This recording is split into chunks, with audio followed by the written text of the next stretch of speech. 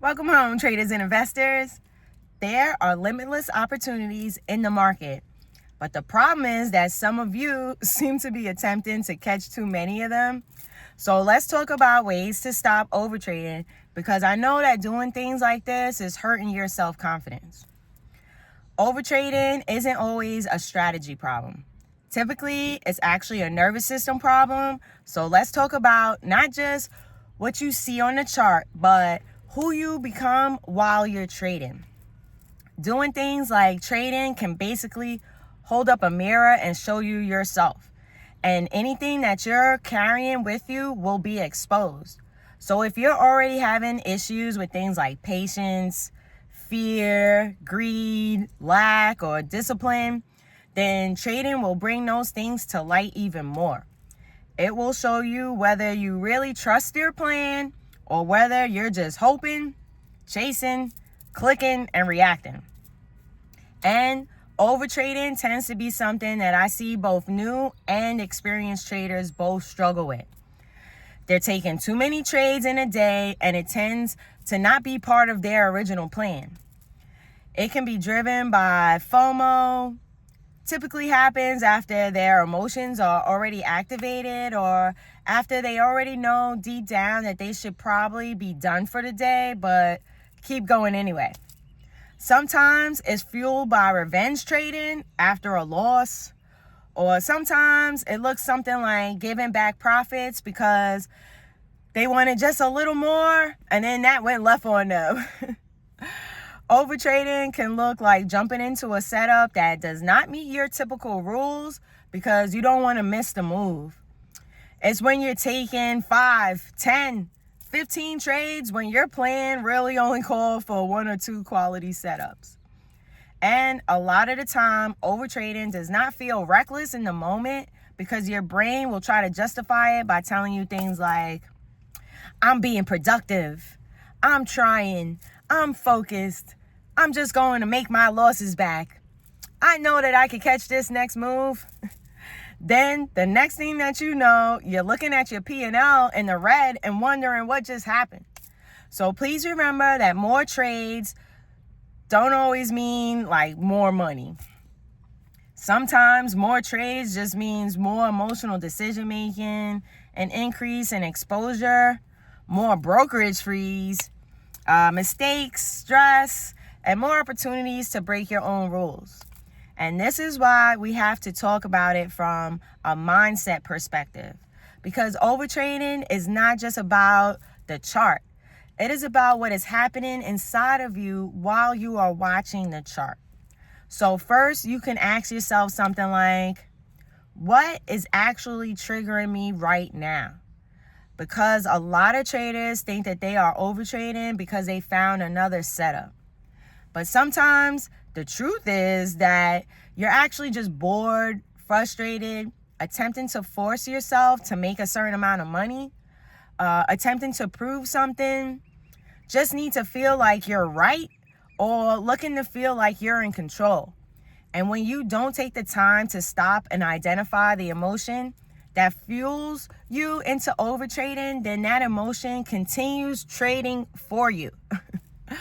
That is when you start entering trades that were never part of the plan, moving your stop, or start buying more even when the trade is already going against you. And when you start saying things to yourself like, I know I shouldn't, but I need you to stop right there. That is your gut instinct trying to send you up like the red flag. A lot of people were taught not to trust themselves and to ignore their inner voice, but that's actually your guidance system. How many times have you said something to yourself, ignored it, and then later realized that you should have followed what your first gut instinct was? Now, not just in trading, but in all aspects of life. Start paying attention to what your inner voice says the first time instead of trying to argue with it and do your own thing. And not fueled by your fear-based thoughts, but based on your trading education. Because let me tell you, that phrase right there is a warning sign. I know I shouldn't, but that usually means your discipline is speaking. But then if you enter the trade anyway, then your impulse is just speaking louder.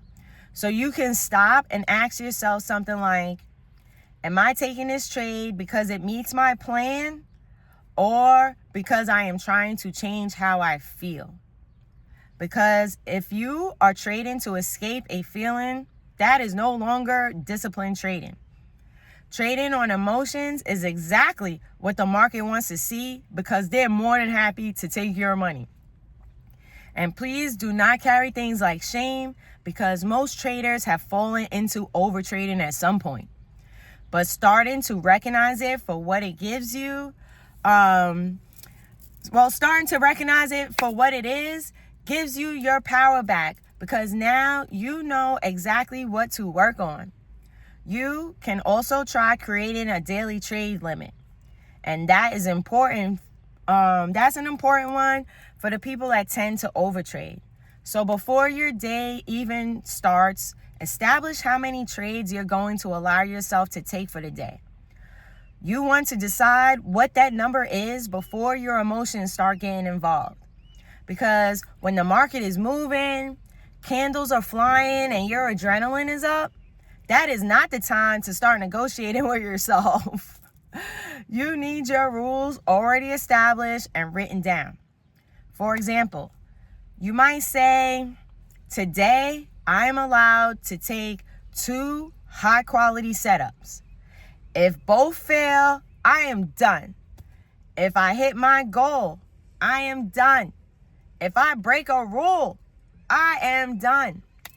That might sound strict, but discipline requires that sort of structure, especially when you're working on a specific issue.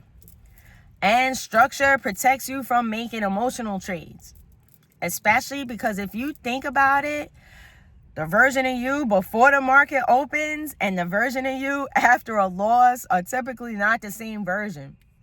Pre-market you might be calm, focused, and patient, but after a loss, getting caught in like a fake out breakout or missing an entry on a trade that you were right about, it can start to fuel like different emotions.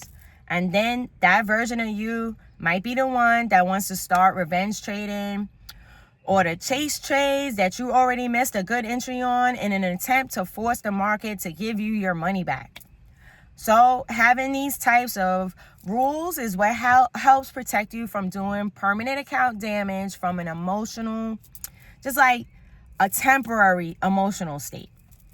The next way to start overtrading is to get very clear on what a valid pattern setup looks like for you. Because if everything looks like an opportunity, you will trade everything, and that is dangerous. So maybe pick a couple of your favorite common chart patterns and wait until those set up. You know, bear flags, bull flags, double tops, wedges, whatever floats your boat. And also, you need to have a plan that includes where you plan to enter, where you're going to take profit, and where you're going to stop out if the trade goes against you. Also, identifying what market conditions you trade best in helps too. Please try to avoid trading on days that the market is choppy because when it keeps reversing directions on you, that's a great way to get sucked into overtrading. But please establish these rules because without clarity, the mind starts making exceptions. Your brain will start telling you things like, well, it's not exactly my setup, but it might work. It's a little extended, but I think it could keep going. I missed my entry, but maybe I could still get in. I know this is risky, but I'll just use smaller size. And sometimes smaller size is responsible, but sometimes smaller size becomes the excuse to take the lower quality trades, and that's definitely not what you want to do because dying of 1,000 paper cuts isn't the goal. So stop and ask yourself, would I still take this trade if I had to explain it out loud to another disciplined trader? If the answer is no, That's going to be a red flag to pay attention to, because that's not a trade. That's just an impulse dressed up as a trade idea. Another way to stop overtrading is to make the decision to stop when you are green. And I know that sounds simple, but for a lot of traders, that is one of the hardest parts, because sometimes it is not the losing day that gets you. Sometimes it's actually the winning day. You start green, you hit your daily goal, you're feeling confident, and like you see the market clearly. And then that little voice comes in that says, okay, I'll just take one more trade because I can make even more. Maybe I can double this. Or, well, I don't want to leave money on the table, so I'm just going to keep going. But sometimes one more trade turns out to be the trade that gives everything back. And then the emotional spiral starts. Now you're mad because you were green and gave it back. Then you take another trade to get back to where you were.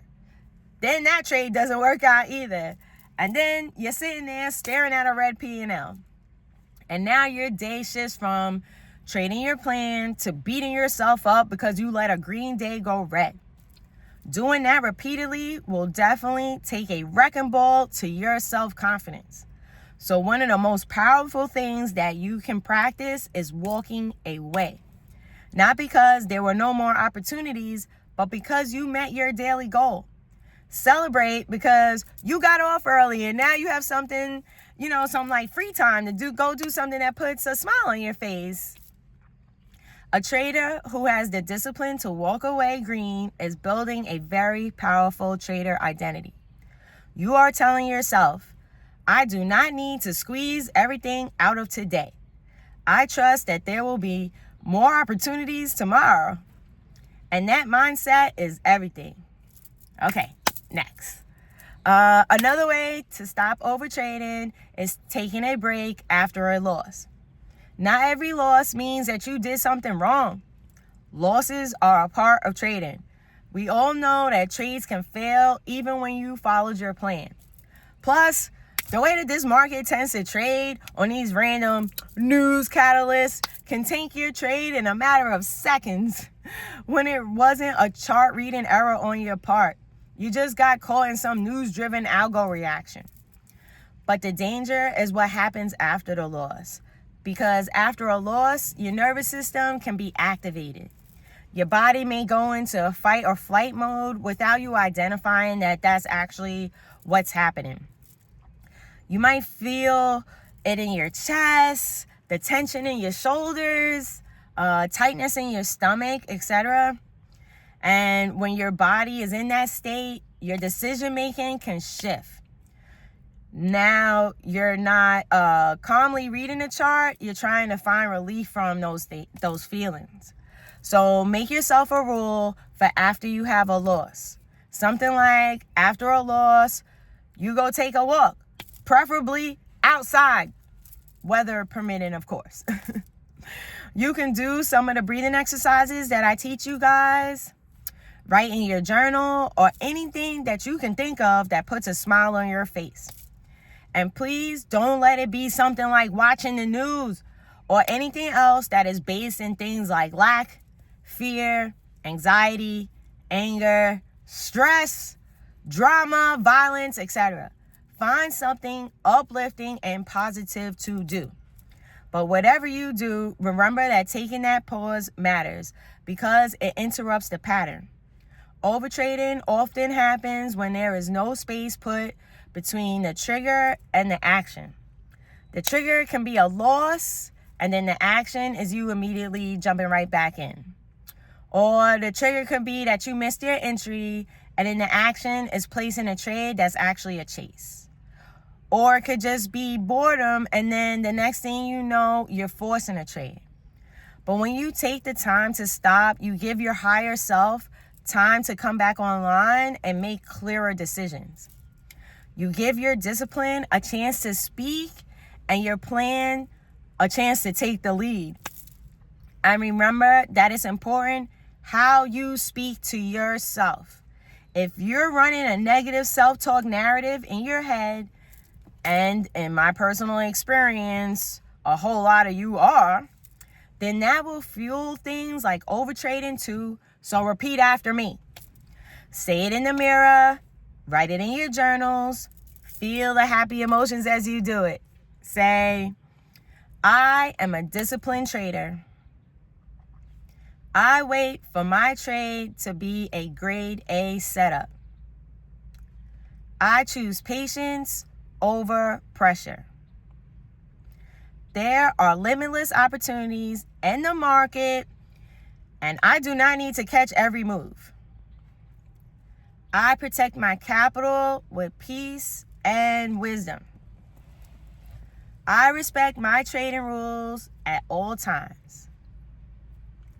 I am patient enough to wait for confirmation before entering a trade. I release the need to force trades in the market. I choose to walk away when my rules say I am done for the day. And of course say, I am one of the greatest traders that has ever lived. Also, journaling about things tends to help you work through it mentally easier and faster. So a journal question that you can ask yourself is, what usually triggers me to overtrade? Boredom, FOMO, revenge, greed, or frustration? Because once you identify the emotion, you can focus on eliminating that as a problem. Like, if you know that you overtrade when you're bored, then the next time that you're sitting at your trading station and you're feeling bored, you'll identify that and then make the decision to go do something else instead of continuing to sit there. That way, you'll avoid falling into doing things like overtrading when it's repeatedly caused by the same trigger. Another thing that you already know that I'm big on is doing breathing exercises. So whenever you feel the urge to take just one more trade, try taking a deep breath in through your nose, filling your belly up with air for a count of 4. Hold for a count of 6. Then breathe out slowly for a count of 7. There's his hair on my face. Repeat that like 7 times.